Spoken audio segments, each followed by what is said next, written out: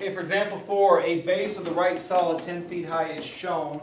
Find the surface area of the right solid. Dimensions are in feet. Notice it says right solid. That's just another way of saying prism or cylinder. This one has straight edges and circular edges. Maybe they don't want to call it a cylinder or a prism because it has properties of both. But I would refer to that probably as a cylinder typically. Okay. This time they didn't draw the three-dimensional picture. They just gave us what the base looks like. Okay. So again, I personally, if it were me, here's my homework paper. I'm going to draw the base as best I can. So it's got a semicircle. So this kind of looked like a mailbox, if you can imagine going that way with that picture, you know, kind of was tilted upward mailbox. Right?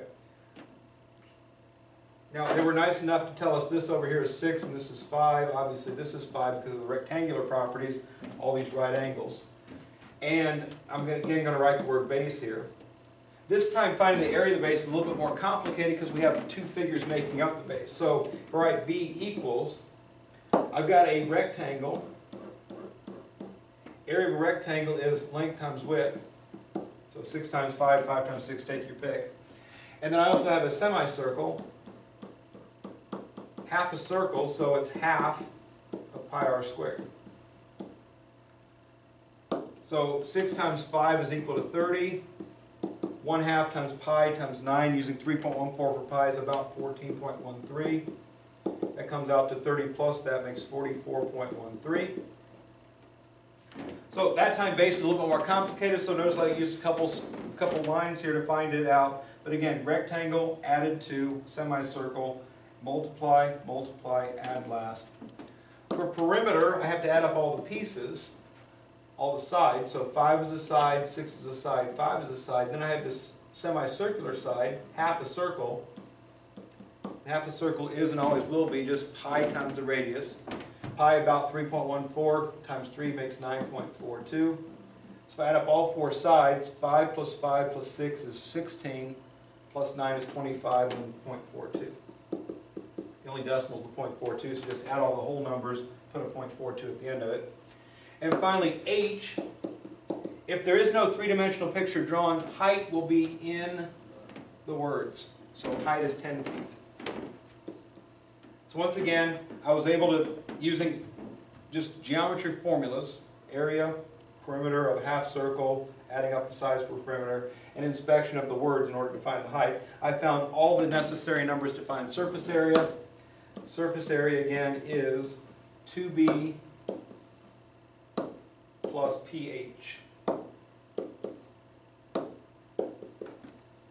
My B, P, and H are over there, so it's just a matter of applying the rule there, substituting in numbers. B is 44.13. P is 25.42 times H, which is 10. So once again, applying the surface area formula, multiplying first. 2 times 44.13 is 88.26. 25.42 times 10 is 254.2. We're going to add those together. I've got 254.2 being added to 88.26. Again, lining up decimal places. Put a 0 there to make the same number of decimal places. 0 plus 6 is 6. 2 plus 2 is 4. Bring the decimal down. 8 and 4 is 12. Carry the 1. 1, 5, and 8 make 14. Carry the 1. We get 342.46. Unit in this type is feet, so it's going to be feet squared.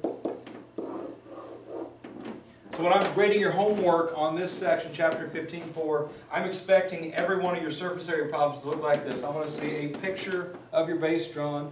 I want to see where you've identified the values of B, P, and H, where you've actually written the surface area formula down. I'll do that on your honor. If you don't have to look it up, don't write it down. If you do have to look it up, do write it down. But then write the numbers in where they belong. B belongs there, P there, H there. Multiply, multiply to get two products. Add the two products to get the answer. And I'll put the correct unit with square units each time because, again, surface area is area. So you always do square units on area.